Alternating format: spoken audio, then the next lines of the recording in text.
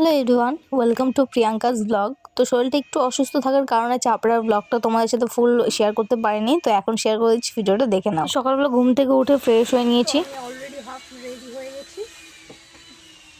তো এখন হচ্ছে গোলা রুটি আর চা। তো বাড়িতে কাজ কাটা চলছে, সেই কারণে সাউন্ডটা আসছে না ঠিকঠাক। এমনিতেও গলাটা ভেঙে গেছে। তো চলো খেয়ে তারপর রেডি হচ্ছে পুরোপুরি। তো এই যে দেখতে পাচ্ছ আমাদের গাছ কাটা চলছে, আর এই যে ওপরে দড়ি দিয়ে বাঁধা আছে, কলমের ওই সাইডে গাছগুলো কাটতে হবে। তো আমি এখন বাড়ি থাকবো না, আমি চলে যাব।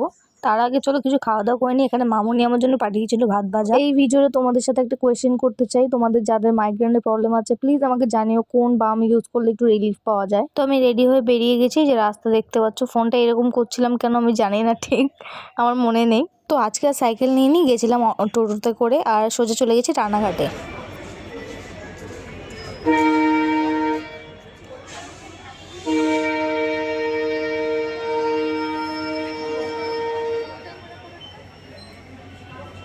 তো রানাঘাটে গিয়ে স্টেশন থেকে বেরিয়ে সামনের দিকে গেলে বা বাদিকে গেলেই তোমরা বুঝতে পারবে, অনেক টোটো থাকবে। তোমরা জিজ্ঞেস করবে আর তুমিও বলে দিতে পারো যে আমি চাপড়া ফ্লাওয়ার ভ্যালিতে যাব। তো সেখানে নিয়ে যাবে পার পার্সন 30 টাকা করে, 30 না 35 টাকা, আই থিঙ্ক, আমার মনে নেই, 35 টাকা করে হয়তো ছিল। তো সেই বুঝে চলে গেলাম। আর 35 টাকাটা নেওয়া কিন্তু ভ্যালিড, কারণ অনেকটা দূর অবধি যেতে হয়। তো রানাঘাট স্টেশন থেকে চাপড়ার ডিস্টেন্স কিন্তু অনেকটা, প্রায় আধা ঘন্টা লেগেছিল আমাদের।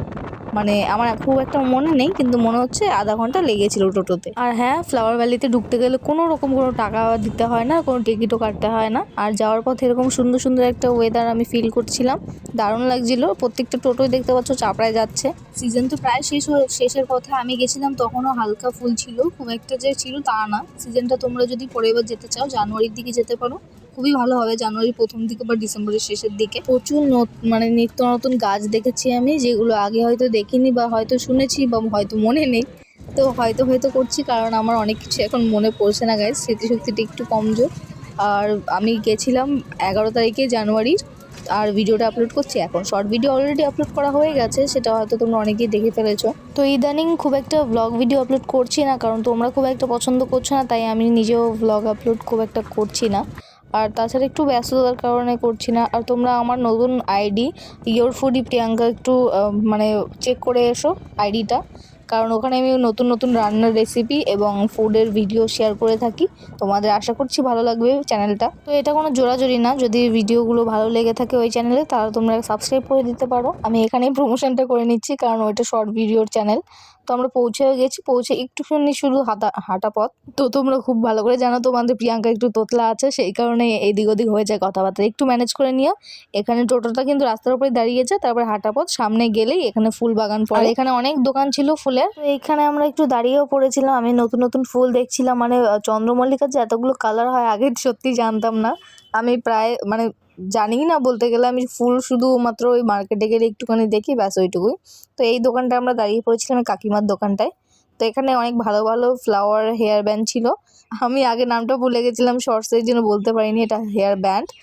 তো যাই হোক, আমার ছোটটা পছন্দ হয়েছিল, চন্দ্রমল্লিকা, ওই যে পিঙ্ক কালার যে ছোটোগুলো ওইগুলো, কিন্তু আমার মাথাটা যে এত বড়, তো ওতে মানাতো না। তো সেই কারণে বড় একটা চন্দ্রমল্লিকার আমাকে হেয়ার ব্যান্ড কিনে দিয়েছিল। এই যে দেখতে পাচ্ছ, কেমন লাগছে আমাকে একটু জানিও।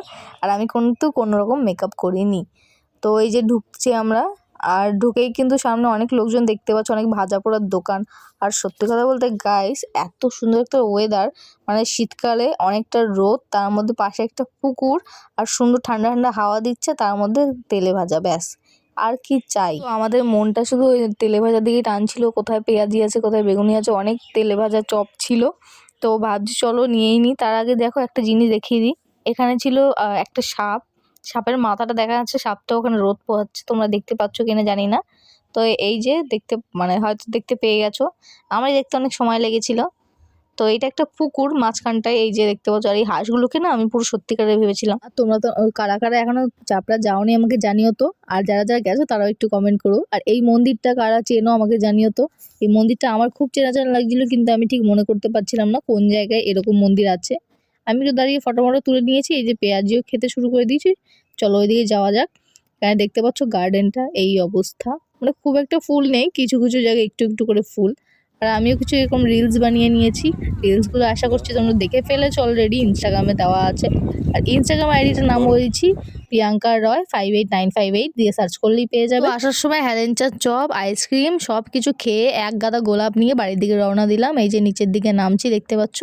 তো আমার মনটা তো খুব খুশি ছিল। তো তোমাদের খুব একটা বোর করতে চাই না, তাই ভিডিওটা এখানেই শেষ করছি। ভিডিওটা ভালো লাগে লাইক কমেন্ট শেয়ার সাবস্ক্রাইব করে দিও। দেখা হবে খুব শীঘ্রই পরের ভিডিওতে।